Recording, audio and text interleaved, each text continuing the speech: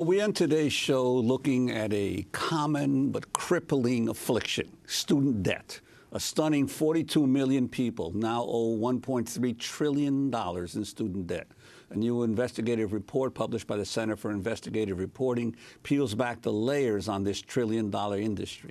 The article, titled "Who Got Rich Off the Student Debt Crisis," follows what happened after the federal government relinquished direct control of the student loan program and opened it up to banks and profit-making corporations. One of the article's authors, veteran investigative reporter, Pulitzer Prize-winning journalist Jim Steele, joins us now. Welcome back to Democracy Now! Lay out what you found.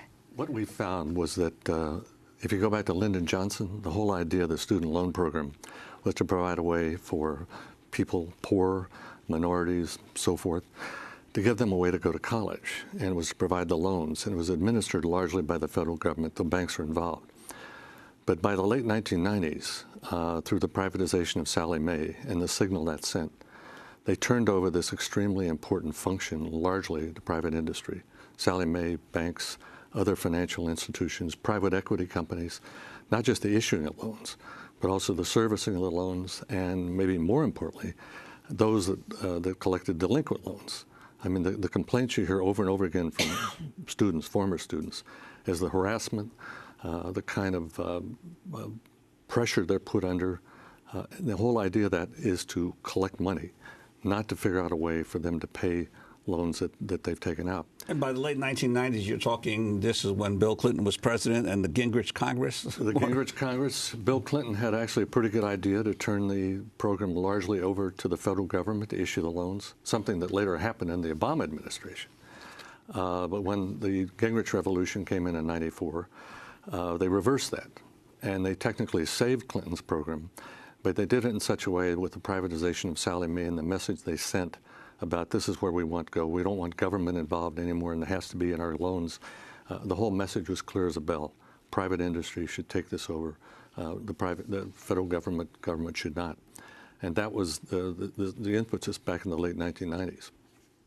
Can you explain more who Albert Lord was? Albert Lord was a fellow who was a lifelong fellow at Sallie Mae. Sallie Mae originally was a public-private partnership, the federal government, banks, but it was overseen fairly significantly by the federal government for many, many years.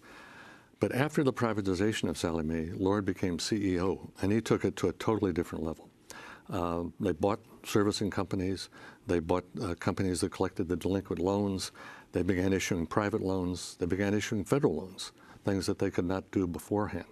It became a colossus of the student loan industry. In the minds of a lot of students, they thought it was still part of the federal government, but it wasn't.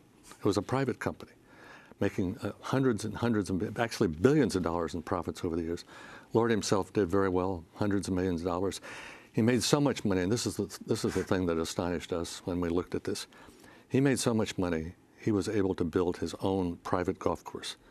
Now, I'm not talking about a private club where any of us could put in an application, maybe be turned down. I'm talking about your own private golf course in southern Maryland near Annapolis. I mean, that's the kind of money he made so he and his buddies could play golf there. And of course, the rise of private the loan industry coincided with the rise of more for-profit colleges as well, right? So there were all of these institutions that were basically being fueled by loans. Absolutely. And the whole message with the privatization of Sallie Mae was, we want the private industry involved in this process. So sure enough, private equity companies, hedge funds, others began buying the for-profit colleges. And I think we all know how that worked out. So much of the really bad debt is from that sector of the industry. Jim Steele, I want to bring in someone you wrote about, Saul Newton, founder and executive director of the Wisconsin Veterans Chamber of Commerce. He dropped out of the University of Wisconsin, Stevens Point, because of rising costs in student loan and joined the Army in order to qualify for the GI Bill. Saul Newton, welcome to Democracy Now! You were making online payments for your student loans from Afghanistan? That's correct. First, thank you very much for having me. I appreciate the opportunity to be on. Yes, while I was deployed to Afghanistan in 2010 and 2011, I also had to make sure that I was making my monthly student loan payments to protect my financial future. Can you talk about how much student debt you amassed? Yeah, so I started college in 2007, and I'd always wanted to go to college, but I knew that financially it would be a hardship, so I chose to go to a smaller state university, public university, because I knew that the financial obligation would be less. But over the course of 2 years, my yearly tuition bill rose $1,600. And so while I was going to school, I was also working multiple jobs trying to make ends meet, but I was drowning. And so in 2009, I decided to drop out of college, join the Army so that I could qualify for the GI Bill. And by that point, I had just over $10,000 in student loan debt. And so I did that. I enlisted in the Army.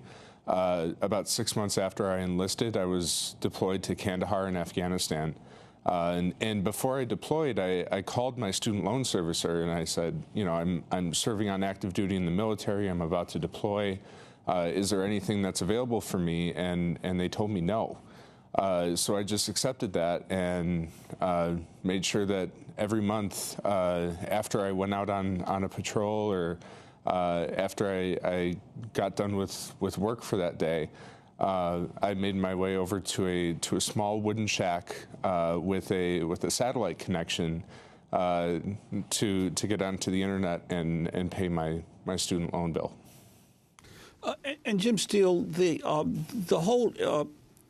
Could you talk about what the average debt is that American students are coming out of college with? And also this whole issue that the loan companies will let you not pay off the principal because you're constantly accumulating more interest that you owe. So if you wait 4 or 5 years, the debt just grows. That's the heart of this in many ways. I think the average debt right now is probably around $30,000. All the data on this is not always the best data, and it seems like the data is behind where people really are. So it's roughly around 30,000, probably a little higher. And that's undergraduate. Graduates, much, much higher than that.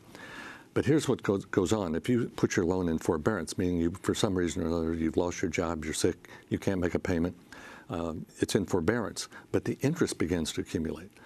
So we talked to many, many students who had actually once had, let's say, $50,000 in debt by the time they left college, now owe $90,000 and $100,000. But during that period, may have paid $50,000 or $60,000. Because of the interest and the penalties, things of that sort. So the interest is such a crucial factor. This is why it's $1.3 trillion overall. It's past credit card debt. It's the great go-go growth industry of the whole debt collection field. What needs to be done to reform the industry? Well, one of the things, a principal thing has to be certainly more oversight by the Department of Education. They've fallen down on this job.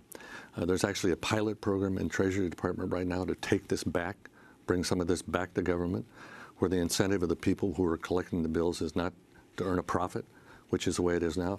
Privatization, profit-making works great in many fields, but it's not working well in this field to the interest of these students. So that's one of the principal things. The Department of Education has just consistently fallen down in overseeing its duties there. Servicemen are a perfect example of this. All kinds of complaints about improper representation of what they've had. And the Department of Education did an internal study and said, oh, yes, we're doing a pretty good job on it. Their own Inspector General a few months came back and said, you've done a horrible job on this. You're not performing your proper mission here. So that's I think, a key thing, probably getting the companies out of that field, turning a lot of this back over to the government. I know that's an anathema in America, but that's probably part of the solution. Saul Newton, have you paid off your debts? I'm very close to paying off the student loans that I accumulated before I joined the Army. I've got about $1,000 less in principal to pay off. Well, we're going to continue this discussion post-show, and we're going to post it online at democracynow.org. Saul Newton, thanks for joining us, founder and executive director of Wisconsin Veterans Chamber of Commerce, dropped out of University of Wisconsin-Stevens Point because of rising costs and student debt, joined the Army, and paid his student debt online from Afghanistan. And we're going to link to your amazing piece, Jim. Thanks so much for joining us. Investigative reporter, Pulitzer Prize-winning journalist. His recent article for Reveal from the Center for Investigative Reporting is titled, Who Got Rich Off the Student Debt Crisis?